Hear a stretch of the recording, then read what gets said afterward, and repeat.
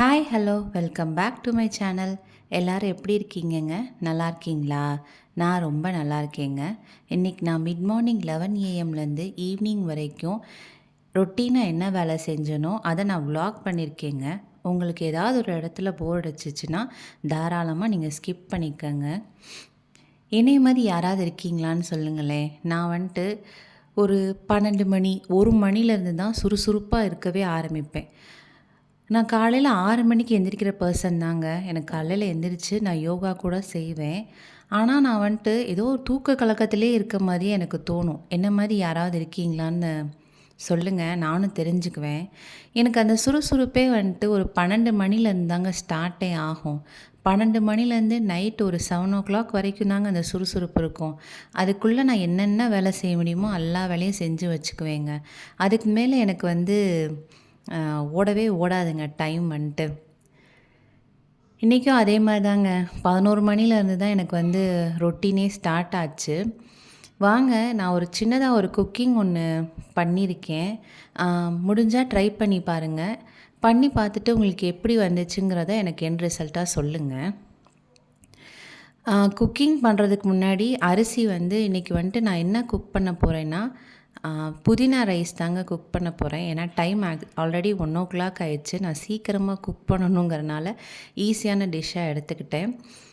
புதினா ரைஸுக்கு வந்துட்டு ஒரு டம்ளரில் வந்துட்டு சீரக சம்பா அரிசியை வந்து 1/2 அன் ஹவர் ஊற வைக்கணுங்க. அதை நான் ஊற வச்சுட்டேன். ஊற வச்சுட்டு தான் அந்த வேலையெல்லாம் பார்த்துட்டு இருந்தேன். மீன்வைல் வந்து அரைக்கிறதுக்கு தேவையான பொருட்கள் வந்து எடுத்துக்கிட்டு இருந்தேன். ஒரு அரை பெரிய வெங்காயமும், ஒரு 10 பல்லு தேங்காவும், கொஞ்சம் சோம்பும், புதினா வந்து ஒரு கைப்பிடி அளவும், நம்ம காரத்துக்கு ஏற்ற அளவு பச்சை மிளகாய் எடுத்துக்கலாங்க. இஞ்சி பூண்டு போட்டு நம்ம மிக்சியில் ஒரு ஃபைன் பேஸ்ட்டாக நம்ம அரைச்சி எடுத்துக்கலாங்க. அவ்வளோதாங்க. இந்த பேஸ்ட் அரைச்சி எடுத்துட்டோம்னா நம்ம டோட்டலாகவே வேலை முடிஞ்சிச்சுன்னு அர்த்தம். வேறு எந்த வேலையுமே இந்த குக்கிங்கில் கிடையவே கிடையாது. வெங்காயம் மட்டும் கட் பண்ணி எடுக்கணுங்க. நான் வந்து தக்காளி, லெமன் அந்த மாதிரிலாம் எதுவுமே சேர்க்க மாட்டேங்க. ஏன்னா எங்களுக்கு வந்து அந்த புளிப்பு வந்து பிடிக்காது.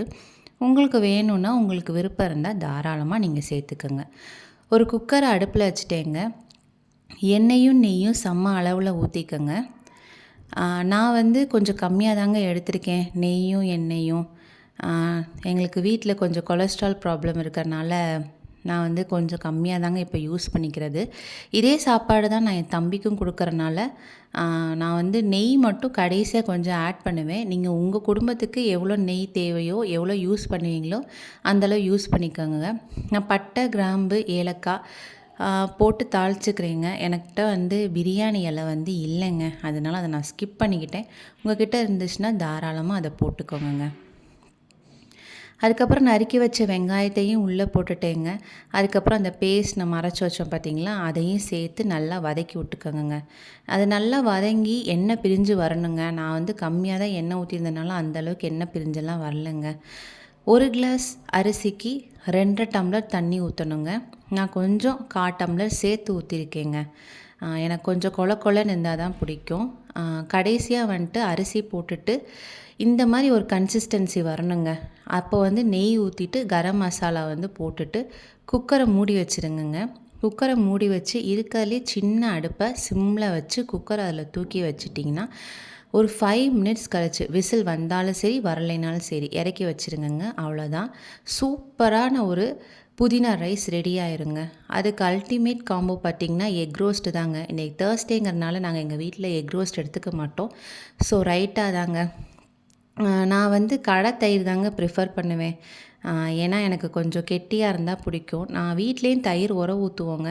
ஆனால் அந்தளவுக்கு எனக்கு வந்து கெட்டியாக வராதுங்க. அதனால் நான் கடை தயிர் மட்டும் இந்த 1 பாட் ரைஸ்க்கு வாங்கிக்கிறதுங்க. வெங்காயமும் நான் சின்ன சின்னதாக தாங்க கட் பண்ணுவேன். இப்போ வாங்க பிளேட்டிங் பண்ணிடலாம். இது என் பையனுக்கு வச்ச பிளேட்டிங். அடுத்து வந்து டாய் ஆர்கனைஸ் பண்ணலான்னு வந்துட்டேங்க. இந்த டாய் எல்லாம் வந்துட்டு ஏன் வாங்கி தராங்கன்னே எனக்கு தெரிலங்க. நான் மோஸ்ட்லி வந்து பசில்ஸு, கொஞ்சம் புக்ஸு அந்த மாதிரி தாங்க நான் டாய்ஸ் வந்து ப்ரிப்பேர் பண்ணுவேன் கொடுக்கும்போது. இந்த காரு, இந்த பைக்கு அதெல்லாம் வந்துட்டு என் பையனுக்கு அவங்க அப்பாயி, தாத்தா வாங்கி குடுத்தது. நான் அது வாங்கி குடுக்கவே மாட்டேன். அப்படி சேர்ந்தே எங்களுக்கு வந்து இவ்ளோ டாய்ஸ் வருது. மோஸ்ட்லி நான் வந்து டாய்ஸை டீக்ளட்டர் பண்ணிட்டே தான் இருப்பேன். உடைஞ்சு போனதெல்லாம் தூக்கி போட்டுருவேன். அப்படி இருந்தே வந்துட்டு இவ்ளோ டாய்ஸ் வந்து வந்துருச்சு. நீங்க எப்படின்னு எனக்கு சொல்லுங்க. எனக்கு தெரில. அப்படியே வந்துட்டு அந்த கப்போர்டு ஃபுல்லுமே ஒதுங்க வச்சுட்டேங்க. இன்டீரியர் ஒர்க்கில் இதுவுமே இன்க்ளூட் ஆச்சு. ஸோ அதனால் ஃபுல்லாக எடுத்து வச்சாச்சுங்க. மறுபடியும் திரும்பியுமே கிச்சன் தாங்க. சமைச்சு முடிச்சுட்டு கிச்சன் க்ளீன் பண்ணாமையே போயிட்டேங்க. அதனால் வந்து கிச்சன் எனக்கு என்னன்னு தான் இருந்துச்சு. சரி பரவாயில்ல, தம்பியை தூங்க வச்சுட்டு க்ளீன் பண்ணலான்னு சொல்லிட்டு 5:00 மேலே தாங்க கிச்சனுக்குள்ளேயே வந்தேன். வந்து ஒவ்வொரு பாத்திரமா எடுத்து வச்சுட்டு போகவே ரொம்ப டைம் ஆயிடுச்சு. வீடியோ எடுத்துகிட்டே வர க்ளீன் பண்ணுறனால ரொம்ப கஷ்டமாக தாங்க இருந்துச்சு. அதாவது 1/2 ஹவர் முடிக்க வேண்டிய வேலை 1 ஹவர் வரைக்கும் எனக்கு இழுத்துருச்சுங்க. பாத்திரம் கழுவிட்டு இருக்கும்போதே தம்பி எந்திரிக்க ஸ்டார்ட் பண்ணிட்டான். சுகர் தீர்ந்து போச்சுங்க. அதெல்லாம் ரீஃபில் பண்ணி வைக்கணும். இப்போ பாருங்களேன், டீ தூள் வந்து வாங்கி வச்சுருந்தேங்க. அதை என்ன பண்ணிட்டான், சிசரை வச்சு கட் பண்ணுறேங்கிற பேரில் நடுவில் கட் பண்ணி வச்சுட்டாங்க அந்த பையன். அப்புறம் சரி என்ன பண்ண முடியும்ன்ட்டு அதே போக்கிலே போட்டுட்டேங்க. வேறு என்ன செய்கிறது அவனை. நமக்கு அடிக்கவும் மனசு வர மாட்டேதுங்க. சின்ன பையனாக இருக்கான்ல அப்படிங்கிறனால விட்டாச்சு. அவ்வளோதாங்க. இன்னும் வந்து பாத்திரம் விளக்குற வேலை தான் மிச்சம் இருக்குது. நெவர் எண்டிங் டாஸ்க் நான் எப்பயும் சொல்கிற மாதிரி. அது எப்போ தான் எனக்கு வந்து ரெஸ்ட்டு கிடைக்குமோ தெரியாது. இந்த சிங்கை பற்றி சொல்லணுன்னா ஒரு நாள் ஃபுல்லாக நான் சொல்லுவேங்க. இந்த வீட்டில் நான் வந்து அதிகப்படியாக இருக்கிற இடம் கிச்சன்.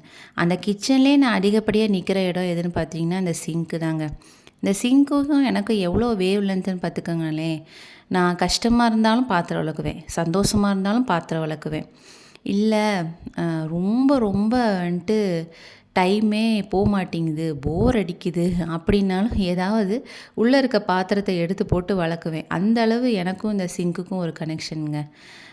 அதிகப்படியாக என்னோடய சோகத்தை எல்லாத்தையுமே இந்த சிங்க்கு பார்த்துக்குங்க. இந்த இடத்துல நின்று நான் நிறையா பேசியிருக்கேன், நிறையா அழுதுருக்கேன். அந்த அளவுக்கு எனக்கும் இந்த சிங்க்குக்கும் ஒரு கனெக்ஷன் இருக்குங்க. யாருமே ஒரு சிங்க்கு கிட்ட வந்து சிங்கை பற்றி இவ்வளோ தூரம் பேசுவாங்களான்னு எனக்கு தெரில. ஆனால் எனக்கும் சிங்க்குக்கான கனெக்ஷனை பற்றி பேசணுன்னா ஒரு நாள் ஃபுல்லாக நான் பேசலாங்க. அந்த அளவுக்கு இருக்குங்க எனக்கும் இந்த சிங்க்குக்கும் கனெக்ஷனு. இன்னொன்று என்னன்னாங்க, இந்த பிளாக் கலரில் போட்டிருக்கேன் பார்த்தீங்களா, இதை தயவுசெய்து யாருமே ப்ரிஃபர் பண்ணாதீங்கங்க.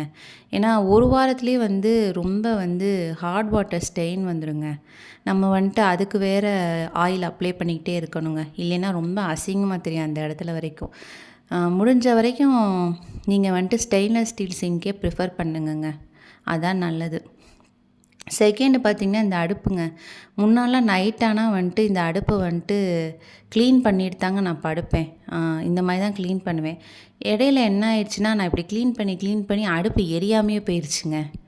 அதிலேருந்து வந்துட்டு வெறுமனே தண்ணி மட்டும் வச்சு தொடச்சிக்கிறதுங்க. அதான் ஈஸியான வேலையாக இருக்குங்கிறனால. எப்போயாவது வாரத்தில் ஒன்ஸ் மட்டும் இந்த மாதிரி க்ளீன் பண்ணி விட்றதுங்க சோப் போட்டு. நேற்று ஃபுல்லு இன்டீரியர் ஒர்க் நடந்தனால அன்றைக்கி சோப் போட்டு நான் க்ளீன் பண்ணுறேங்க. இல்லைன்னா கண்டிப்பாக க்ளீன் பண்ண மாட்டேன். டீ தூள் கொஞ்சம் சிந்திடுச்சுங்க. அதை வந்துட்டு நம்ம துணியில் துடைச்சோன்னா என்ன ஆகும்னா, அந்த துணியில் வந்துட்டு ஒட்டிக்கிட்டு போகவே போகாதுங்க. அது நமக்கு ஒரு மாதிரி இரிட்டேட் ஆகிற மாதிரி இருக்குங்க. அதனால் அந்த நவீன மிஷினை நான் வந்து பக்கத்தில் இருக்க கடையிலேருந்து கண்டுபிடிச்சிருக்கேங்க. இது கொஞ்சம் நல்லா யூஸ் ஆகுதுங்க. விண்டோஸு இந்த ட்ரார் க்ளீன் பண்ணுறதுக்கெலாம் இதை யூஸ் பண்ணோன்னா கொஞ்சம் தூசியெல்லாம் வந்துடுதுங்க. நம்மக்கிட்ட வேக்கம் கிளீனர்லாம் இல்லைங்க.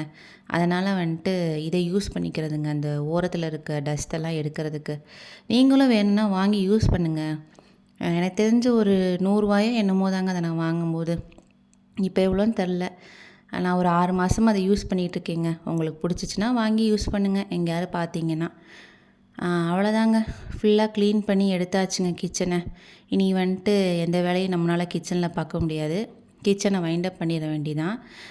டின்னருக்கு வந்து இருக்குங்க, சட்னி காலையில் அரைச்சது இருக்குங்க. அதையே வச்சு சாப்பிட்டுக்கலான்னு முடிவு பண்ணியிருக்கேன். பார்ப்போம் என்ன செய்யுதுன்னு தெரில. இதை க்ளீன் பண்ணிகிட்டு இருக்கவே தம்பி அழுகிற சத்தம் கேட்டுருச்சு. வேக வேகமாக எல்லாத்தையும் கழுவி வச்சுட்டு போகிற நிலமை வந்துருச்சு. அதனால் இன்றைக்கி வந்து எண்ணெய் தேய்க்கிற நாள் அந்த சிங்க்குக்கு வந்துட்டு. அதனால் வெறுமனே குளிக்க மட்டும் வச்சுட்டு போயிட்டேன்.